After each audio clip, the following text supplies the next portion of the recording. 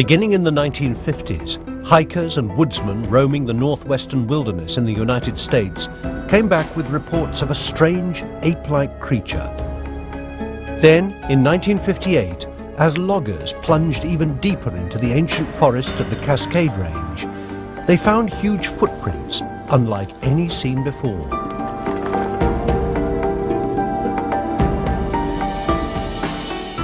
The press immediately dubbed it Bigfoot. Now the quest picks up the trail. Hey, you fellas got to come up here and take a look at this. Is Bigfoot the last great undiscovered animal in the world, or just a big hoax? Native Americans of the northwest United States have long believed in a creature they call Sasquatch, a man-like beast dwelling on the fringes of civilization. That was only folklore, or so people thought.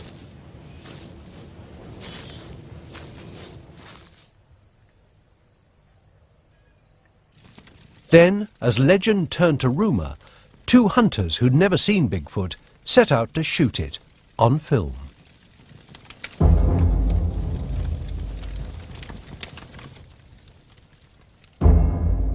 They set out for Bluff Creek in Trinity National Forest. 260 kilometres north of San Francisco, it had a reputation as one of Bigfoot's stomping grounds.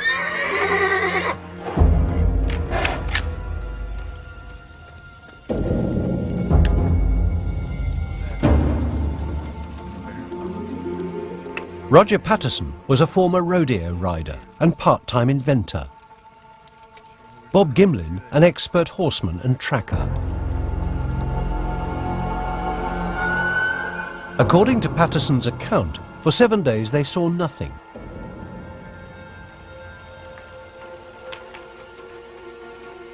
All that changed on October the 20th, 1967.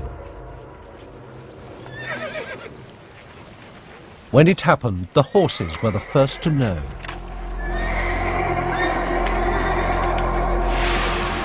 Patterson was so stunned he fell from his mount.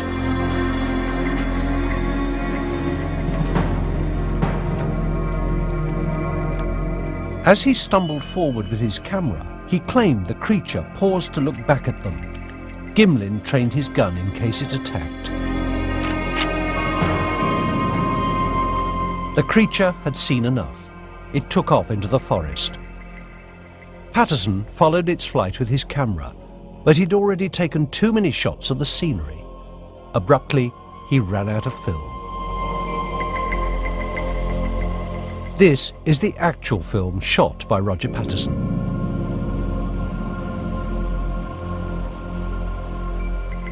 Most scientists dismiss it as a clever hoax.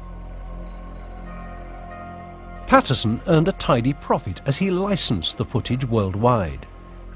His friend Bob Gimlin, who didn't make a penny, maintains the film is genuine. What they saw, he says, wasn't a human dressed in fur, but a flesh and blood creature.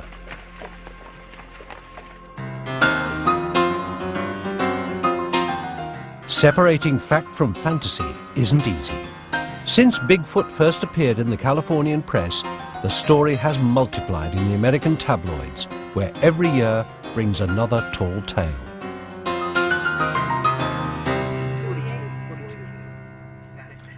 As if this weren't enough, many of Bigfoot's alleged footprints and hair samples turned out to be fake. One bit of fur found alongside a footprint in California was actually the hair from a Barbie doll. Left, right, left. Do the fakes prove Bigfoot is a fraud? Or did the Patterson film actually capture a shy cousin of man, hiding out in the wilderness for thousands, perhaps millions of years?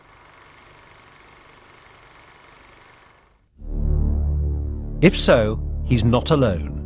Reports of a similar creature, part ape, part human, have surfaced in Australia, Central Asia, and the Himalayas of India and Tibet.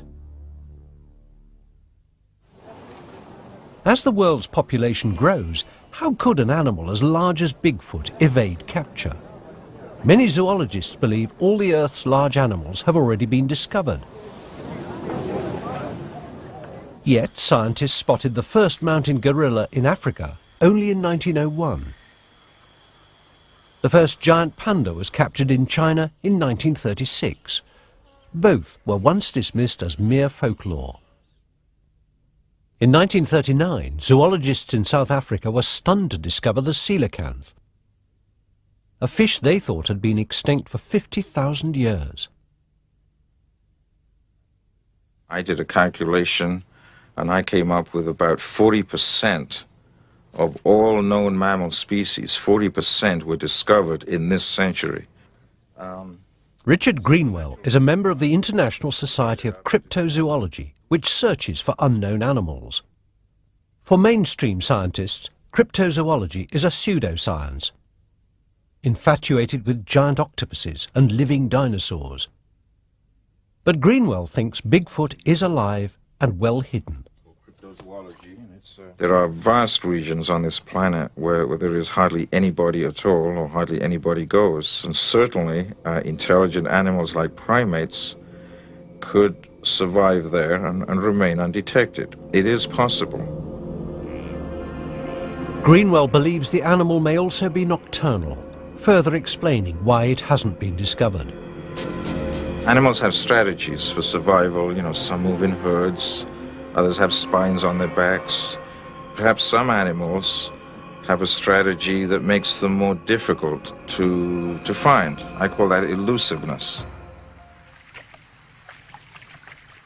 The most abundant evidence of Bigfoot, according to believers, are its footprints. There's one right here. That's definitely hers. So far, collectors have cast more than 400 of them. Bob Titmuss, who's explored the remote forests of British Columbia in Canada, saw his first Bigfoot track on a makeshift road in 1958. I'd never seen anything like it. I couldn't imagine what on earth was making it. And after I tracked it several times in the next few weeks, I came to believe that it had to be, absolutely had to be, some live animal. Titmuss has been a professional hunter all his life, from Alaska in the United States to Mexico. But the trophies on his wall belong to Bigfoot. He believes no man or machine could have made these tracks. The fluctuation in the track, in the movement in the foot, and the places this would go that no mechanical thing could have gone. The tracks would eventually lead Titmuss to a remote canyon in the Rockies of northern British Columbia on a summer day in 1963.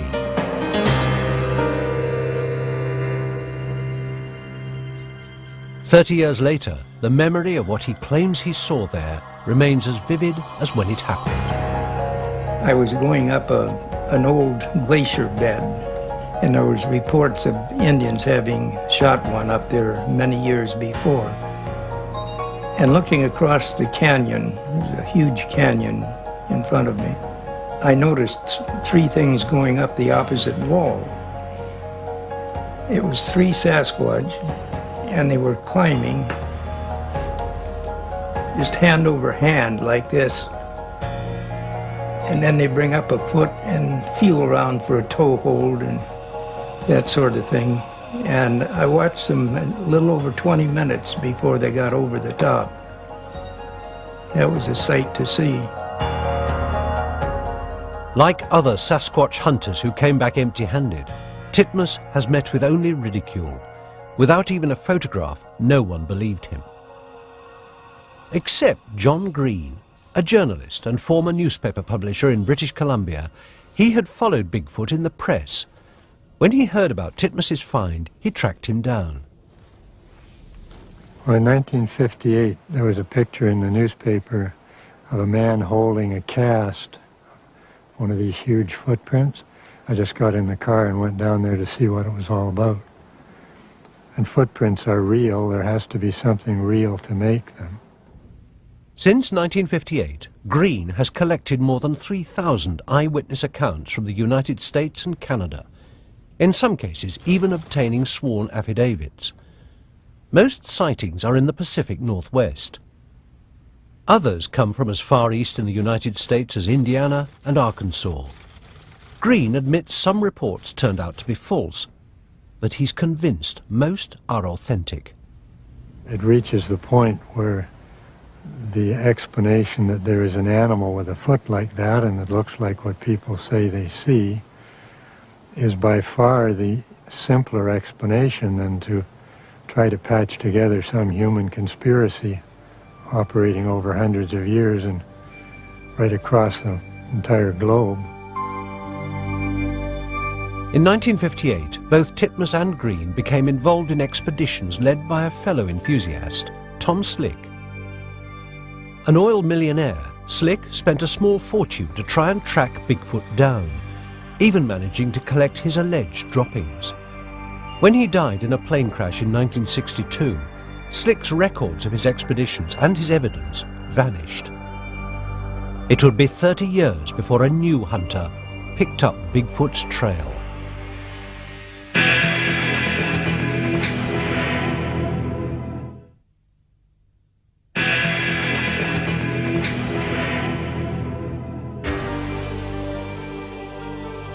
The headquarters of the search for Bigfoot is here at Washington State University in the United States. Anthropologist Grover Krantz has risked his professional reputation by taking Bigfoot seriously, largely because he believes the footprints are real. They're not just oversized human feet. They show 7 slightly different characteristics. 5 of these I've published in journal articles. Krantz won't disclose the other 2 traits he says are typical of Bigfoot tracks, so that he can more readily detect a fake. Compared to the length, any very large human... The traits Krantz will reveal include flat feet, wide feet in comparison to their length, and toes nearly equal in size. Compared to a human. Some prints claimed to belong to Bigfoot have dermal ridges, like a fingerprint. Once again, some have turned out to be all too human, nothing but clever forgeries. Still, Krantz has found examples of Bigfoot tracks he believes would be impossible to fake. What happened here is the individual stepped on a stone, and the stone impressed deeply into the foot.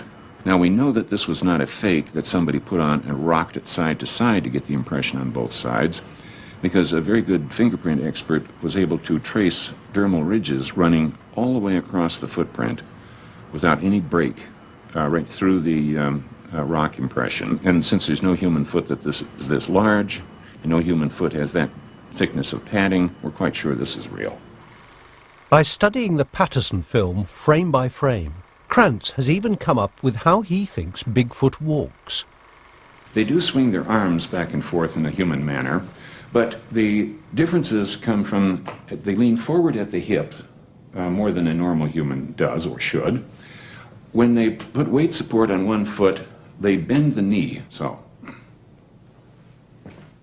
Whether by coincidence or design, most reports of Bigfoot have described the same slumping posture, slightly bent knees and free swaying arms. That's roughly how the Sasquatch is walking on the Patterson film, and that's about how they would have to walk if they weigh 500 pounds or more and are well muscled. Solid proof, like Bigfoot, remains elusive. Yet the camera-shy creature gets around. It's even been spotted on the other side of the world.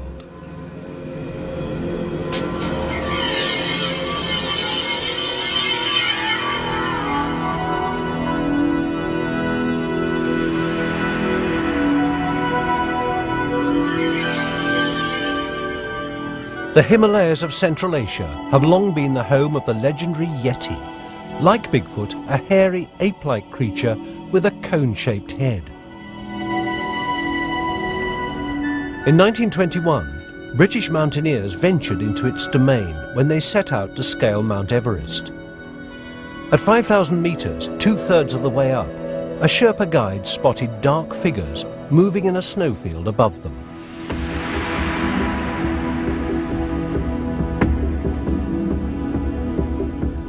According to the guide, the creature was the shy Matawa Kongbi, the man who is not a man. A mistake in translation would give it its popular name, the Abominable Snowman.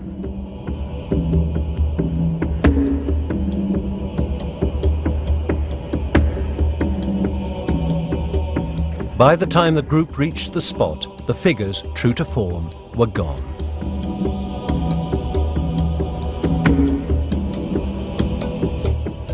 Overnight, the reclusive Abominable Snowman became a worldwide sensation.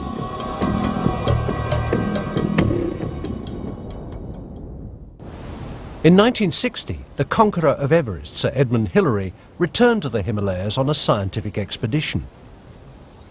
One of his goals, to find the Yeti. What he found were snowy footprints allegedly made by the creature. He concluded they were ordinary animal tracks, perhaps those of a bear, enlarged and distorted as the snow melted. Hillary also examined a so-called Yeti skullcap preserved in a Tibetan monastery. It was actually the skin of a goat-like animal called a sarau.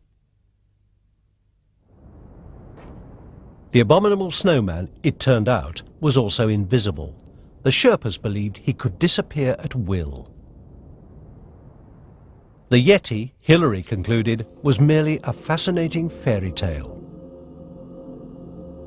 The idea of an ape-like creature living on the fringes of humanity has been around for thousands of years, from the Epic of Gilgamesh in ancient Babylon to the English tale of Beowulf.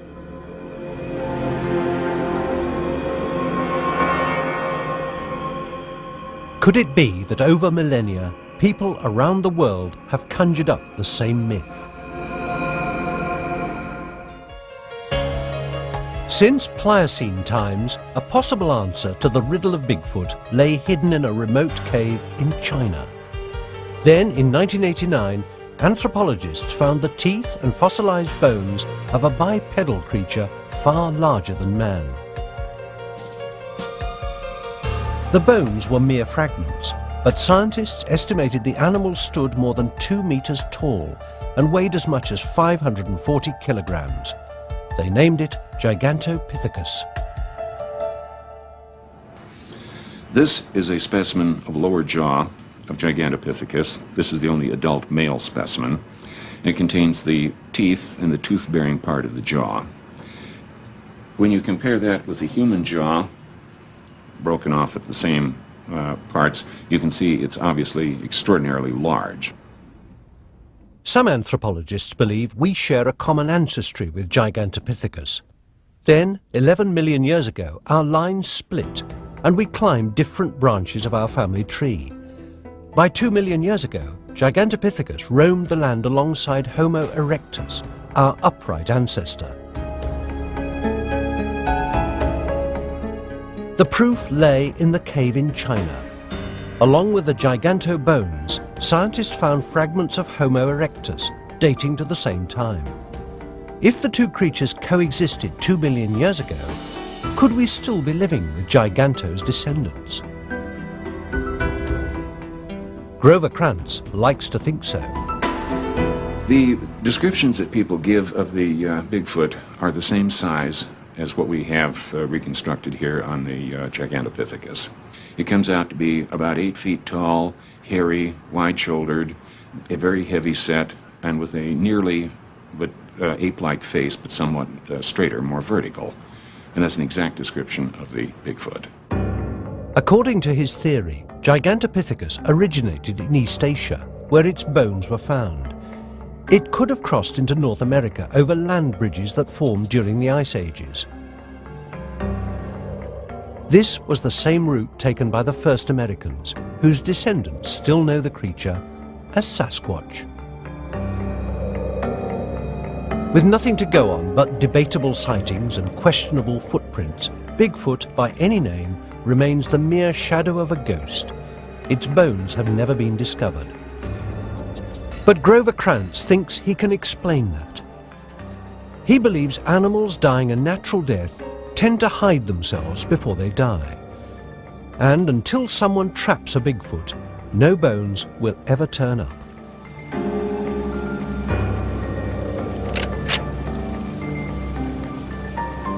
I have talked to so many hunters, game guides, officials, and asked them all the same question. How many dead bears have you found that died a natural death? So far, my grand total is 0. Like Krantz, Joe Verhoevery of British Columbia, Canada, remains a true believer. His revelation came one Sunday in July 1988. He was camping along a river and he'd gone to pick some berries. Then I heard some noises. Some kind of noises, there's somebody walking, so I thought that they're human here. And I said, anybody here? No one answered. Everything was quiet except for the rustling of the leaves. Then Joe saw an animal like a bear standing on its hind legs.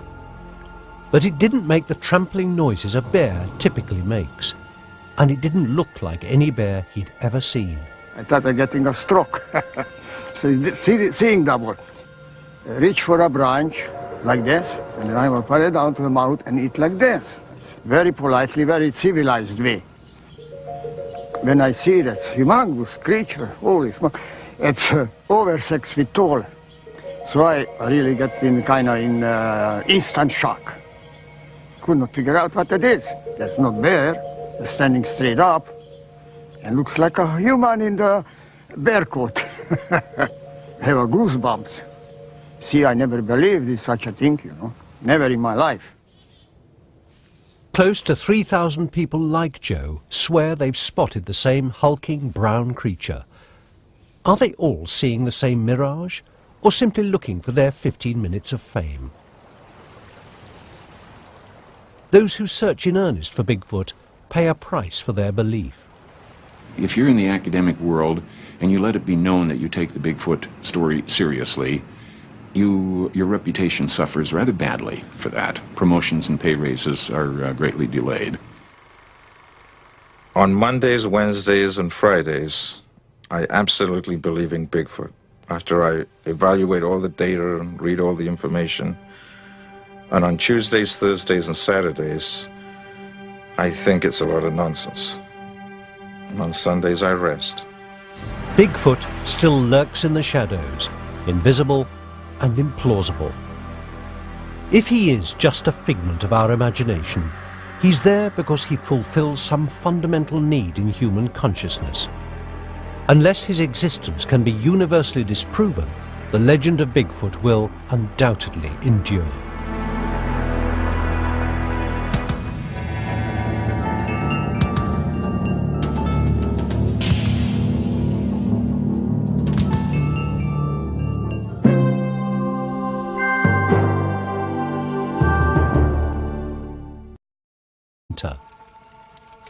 Bob Gimlin, an expert horseman and tracker. According to Patterson's account, for 7 days they saw nothing.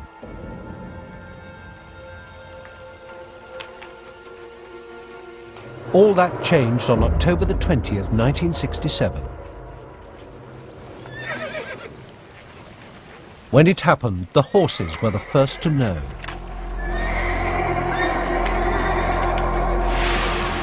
Patterson was so stunned he fell from his mount.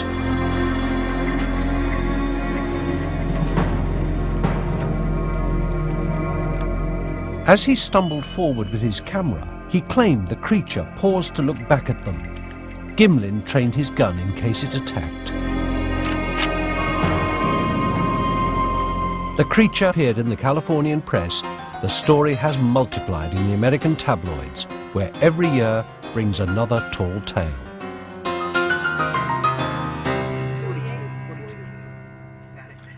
As if this weren't enough, many of Bigfoot's alleged footprints and hair samples turned out to be fake. One bit of fur found alongside a footprint in California was actually the hair from a Barbie doll. Left, right. Left, right, left. Do the fakes prove Bigfoot is a fraud? Or did the Patterson film actually capture a shy cousin of man, hiding out in the wilderness for thousands, perhaps millions of years?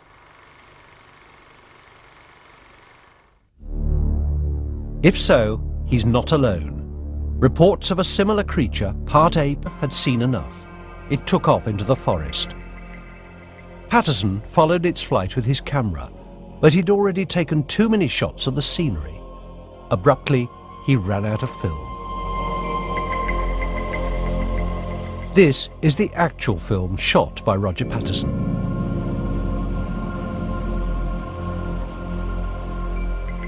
Most scientists dismiss it as a clever hoax. Patterson earned a tidy profit as he licensed the footage worldwide. His friend Bob Gimlin, who didn't make a penny, maintains the film is genuine. What they saw, he says, wasn't a human dressed in fur, but a flesh and blood creature.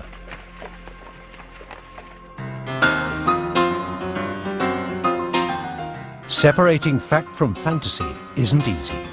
Since Bigfoot first appeared, beginning in the 1950s, hikers and woodsmen roaming the northwestern wilderness in the United States came back with reports of a strange ape-like creature. Then, in 1958, as loggers plunged even deeper into the ancient forests of the Cascade Range, they found huge footprints unlike any seen before.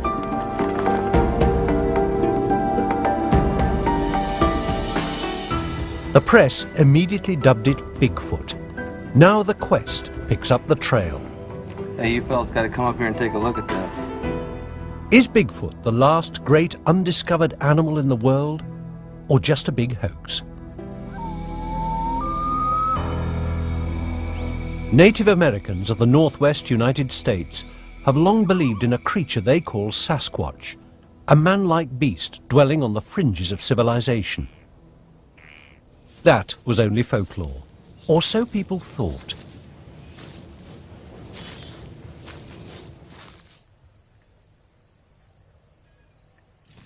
Then, as legend turned to rumour, two hunters who'd never seen Bigfoot set out to shoot it on film.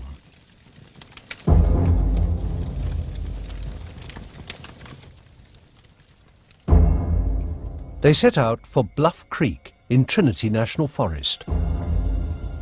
260 kilometres north of San Francisco, it had a reputation as one of Bigfoot's stomping grounds.